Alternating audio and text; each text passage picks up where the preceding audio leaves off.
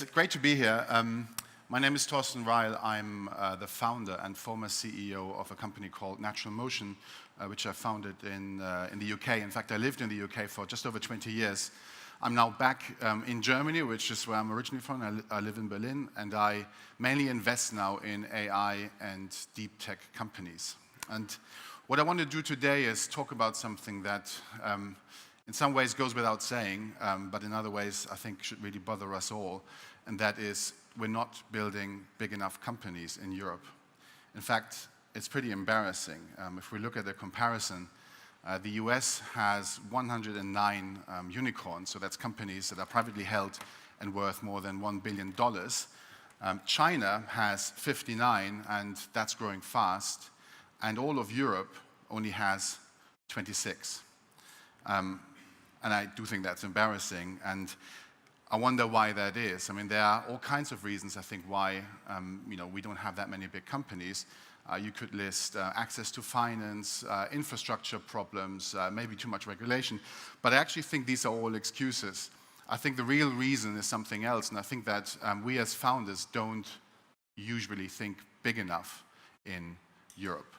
And I think that really is the root cause of everything. And I find that a bit bizarre because, in my experience, building a big company is actually the same work as building a small company. So why aren't we trying to build bigger companies? And what I'd like to do is give you a bit of an experience, or look at the experience that we had at NaturalMotion, because it took us quite a while to get to a decent scale. And we eventually sold our company for just over $500 million.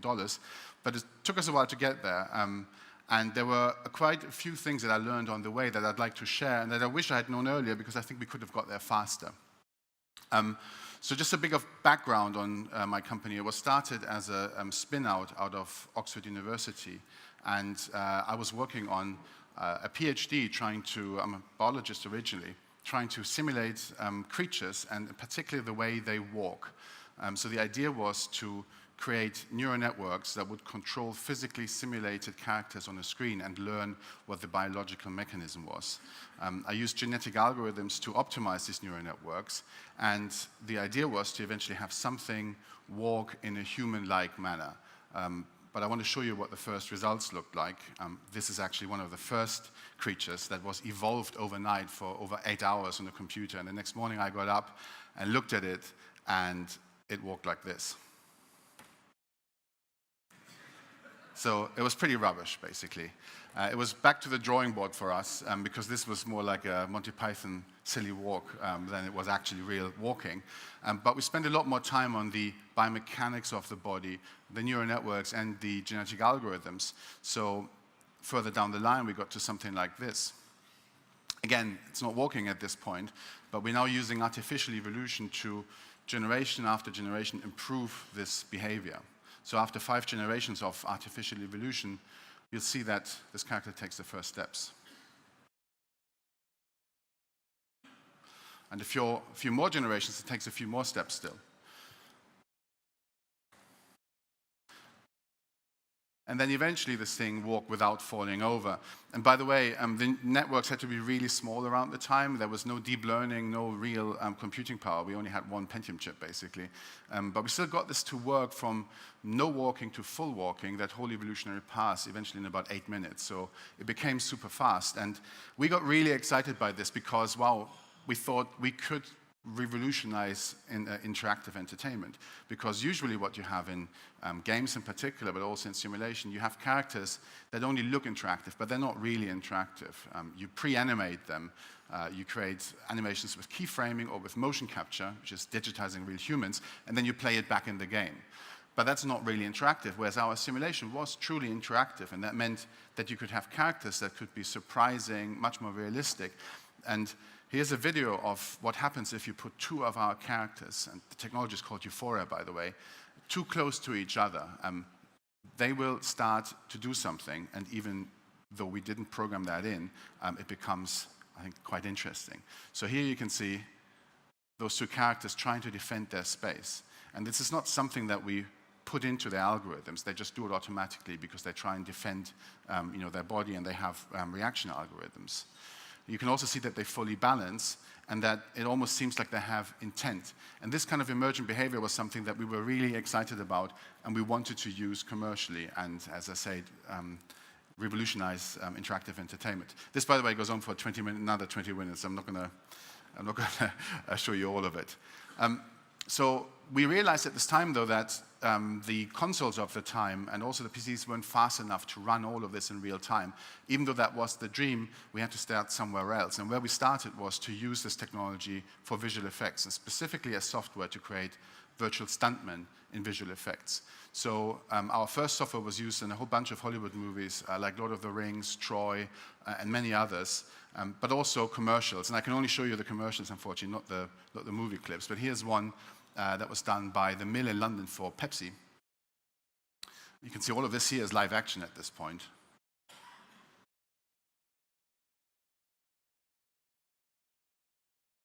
You can probably see what's about to happen. And everything from here is using our technology. And that's not the kind of thing that you'd usually use a stuntman for, if nothing else for insurance reasons, obviously. And it's how we started. But we didn't make that much money with this technology because we could only license it per project or per film, and we couldn't charge that much money for it. It wasn't sufficiently differentiated. We knew that. We wanted to use everything in real time, and eventually we got it to run fast enough. And around that time, we got a call from a company called Rockstar Games, who had been using our old visual effects tool and were asking, do you have anything running in real time? And we said yes. So this started a very long and very exciting partnership with Rockstar. And that first game that they were working on that they couldn't tell us about turned out to be GTA 4. And so we ended up powering all the interactive animation in GTA 4 and most other games from Rockstar following that. Red Dead Redemption, Max Payne 3, Grand Theft Auto 5, if you've played that recently, it's also using our Euphoria technology. And there were other games too, like Star Wars: The Force Unleashed used our Euphoria tech. We also had a lighter version that was used in, and is still being used in dozens of other games. So in many ways, the business was working well. It was growing, but it wasn't growing super fast. It was a business where you could kind of see what the revenues were going to be next year. And even though we loved our customers and we loved our product, it felt slightly dissatisfying. I felt like the chess pieces were drawing in and it was going to be checkmate and we were always going to be a smallish technology company. And I wanted to do something about that. And the key and one of my core learnings to this is, no matter what your product is or your technology is, you have to find a business model that scales. And we felt that the licensing of technology into this particular market, which was the games market, didn't scale that well because even though the games market was huge, the number of potential customers, essentially games publishers and developers, there weren't that many. And they weren't prepared to spend a huge amount of money on technology, even though they were making a lot of money on games, at least most of them. So we had to change our model. And what we decided to do was to use our technology ourselves. And around this time, the iPhone came out, and we noticed that the iPhone was becoming fast enough from the 3GS onwards to run our tech in real time. And we thought, why don't we make games for the iPhone using our technology? We should be pretty differentiated because no one else has it. Sure, we don't know anything about making games, but we'll find a way to do it. So we built a team, we worked with partners, and we started making our own games using our own tech. And the first game that we made was a football game, American football game called Backbreaker. And I'm just going to run a quick clip here so you get an idea. And the idea of this game was to just run down the field and score a touchdown and avoid being tackled. Super simple. It was using our tech, as you can see, and it was, in terms of game dynamics, probably the most basic thing that you could do with our technology, but it ended up working really well. We launched it for 99 cents, and we had a whole bunch of different versions out there. Apple supported it really heavily, and it scaled much more in terms of revenues than our tech. In fact, we made more money than most of our tech product sales did just before.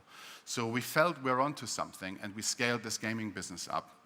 We actually made 5 paid games altogether, so 4 more after Backbreaker. Each one of them had an average return of about 5 times, so it was making us a lot more money, and the company was growing now pretty fast. Apple, again, was supporting us. We had a whole bunch of downloads, and we always charged between 99 cents and $3.99 for our game. It was quite transformative for the company. But we also noticed something. When we looked at Korea, there was a new trend coming up, and that was free-to-play.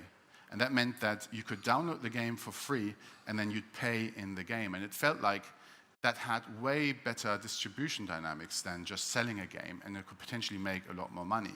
So around the time of one of the last games, Icebreaker here, we decided that the next game was going to be our last game that is paid, and we're going to switch to free-to-play because we wanted to take this risk in order to scale the company one more up. And it was a huge risk. I remember the discussions at the time because we were talking about this internally, and people were asking, why are we throwing away a business model that gives us a 5 times return on investment, and that's growing? And the reason was that it was clear something else was coming up. We wanted to take the risk of riding that wave early and learning early. And not only that, we had been doing sports games before, mainly Backbreaker, Icebreaker, and NFL game. But this time we wanted to take another risk and say, screw it, we're going to do a game about horses. So something completely different. And the reason was that it kind of bothered me, and I think the whole company, that people were giggling about games about horses. They were all pink and stars, etc. And we thought, screw it, we're going to do the most photorealistic horse you've ever seen. It's going to run on an iPad, and it's going to be absolutely beautiful and powered by our technology. And it's going to be free to play. We thought there was a big gap in the market for this, and that turned out to be the case, because even though we knew nothing about free to play, and many of the design decisions were suboptimal, to be frank, this game made more money than all the previous 5 games taken together. So that risk really paid off, and it gave us a lot of confidence that we were onto something, and we were developing a feeling for what to do in games. And it also gave us confidence that focus is really important, because we knew what we were good at, which was making great animation technology, using that ourselves, and using that across a different business model. So focusing, as everyone will tell you, is one of the most important things in a business. You have to not be distracted. You need to know what your core strengths are, and then really go for it. And I agree with that up to a point, because there are situations sometimes in a company where there is an opportunity that is so large that is a little bit off your existing focus that you should still grab that. And knowing when that opportunity is that opportunity and not a distraction is incredibly difficult. But when you do it and when it works, it's pretty amazing. And that's what happened in our case, because whilst we were doing My Horse, we started to learn so much about free-to-play and about how iPhone gaming worked that we felt we could apply this approach and these learnings to other genres too, even not using our technology. So the next game we ended up making was a car racing game that was all about racing down a straight line and not steering, but just shifting at the right time and making the cars look beautiful. And that game was CSR Racing. And CSR Racing, as you can see, we spent a lot of time on making the cars really look great. And we also had all the original car manufacturers' licenses for this game, which was really difficult because I literally had meetings with Audi and BMW, and I showed them My Horse on the iPad and said, see that horse? Basically imagine that's a car. That is CSR Racing. And it worked eventually. People got a bit confused, but it worked. And part of the reason this game worked was because we made it look, I think, stunning. So this here is the McLaren P1 rendered on an iPhone 6 a bit further down the line. And we got really close to console quality graphics. And this worked really well because we had taken all the learnings from My Horse and free-to-play, linked it to a really good game loop, which was this very short car race, which only lasted about 10 to 12 seconds or so. And then we released the game. Apple featured it at the WWDC in 2012. We released it, and it became the #1 top grossing game on the iPhone, not just at the time, but of all time. No game had ever made more money on the iPhone, and we couldn't believe it. The revenue was coming in, so we started to splash out on cakes, custom cakes, NaturalMotion cakes, CSR cakes, #1. We ate the cakes, and we also had a rule that we drink champagne every day the revenues were going up, so we were basically drunk all the time. It didn't matter. The game was just doing its thing. We didn't really have to do very much. Those were pretty crazy times, and it was one of those moments that you sometimes but quite rarely have in your life where things develop beyond your wildest dreams. It was pretty awesome. And it was because we took these calculated risks, and we also took the learnings from one area and applied them to another, which looked like defocus, but was actually exploiting a huge opportunity. And I remember around the time just before CSR came out, we were raising money. And there was one VC that I talked to who nearly shouted me out of the door when I said, and by the way, our next game is going to be a car racing game, because he was so upset that we weren't going to focus. And having partners that get what you're trying to do and get that you're trying to take a risk, and it's a hopefully well-judged risk, is super important. So just to kind of close this off in terms of games, and to be fair, we didn't then just do car racing games. Our roots are still animation, and the next game that we released right after CSR is a game called Clumsy Ninja, which is using all of our technology really to the most effect. So you have a fully interactive, we think very compelling character that you can look after, you can interact with, you can prod and you can tap, and it will react as realistically as possible, as a real person. This game we were lucky to show at the iPhone 5 keynote on stage, and when it came out, it actually broke all download records. It was downloaded 10 million times in the first week alone. So that continuation of animation worked really well for us too. And it was around this time that Zynga and NaturalMotion were starting to talk first. And also around this time, a couple of months later, maybe a few months later, where Zynga eventually acquired us, which has been a good experience. We were acquired for just over $500 million, and obviously it transformed the company. We continued to make our games, but overall it was a journey that was immensely enjoyable. And one of the things I want to talk about in that journey is how important it is to have the right investors, because we really made quite a few changes to the company. We pivoted and we took risks, and you have to have investors that get that. Our investors were Boulderton Capital in the first round, and then Benchmark Capital. And in both cases, both partners, for Boulderton it was Mark Evans, for Benchmark it was Mitch Lasky, that both encouraged me to think big. When we made the jump from technology to gaming, it was Mark Evans that encouraged me to think big and try to build a big company. And when we started to have some traction in gaming with paid games, it was Mitch Lasky that encouraged me to think bigger and think about free-to-play, think about building up a portfolio, and really trying to compete with the best in the world, not try and compete with people in Britain or in Europe, but really try to compete with the very best. So having a great investor that helps you on the way makes a massive difference. And what I want to do just very briefly is just to summarize again these learnings for us. And it starts with thinking big. Thinking about what your global competition is and how big you could make your company is the beginning of everything. And I mentioned before that building a small company is the same work as building a big company. I genuinely think that is true. We worked as hard when we were doing the technology business as we were working when we're doing the games business, but it's much more fun to see something take off and really get to a scale that you couldn't have believed before. It's pretty awesome. It is also really important to systematically think about your business model. It's not just enough to try stuff out and then just be adaptive. You have to think a little bit more carefully about what your product is and whether you can get to the scale that you want. Sometimes you have a product that you license into a market that's too small. It may be too fragmented. It may have incumbents that just don't get what you're doing. In that case, you should just disrupt that market, go full stack, vertically integrate what you're doing, and if necessary, go straight to the consumer.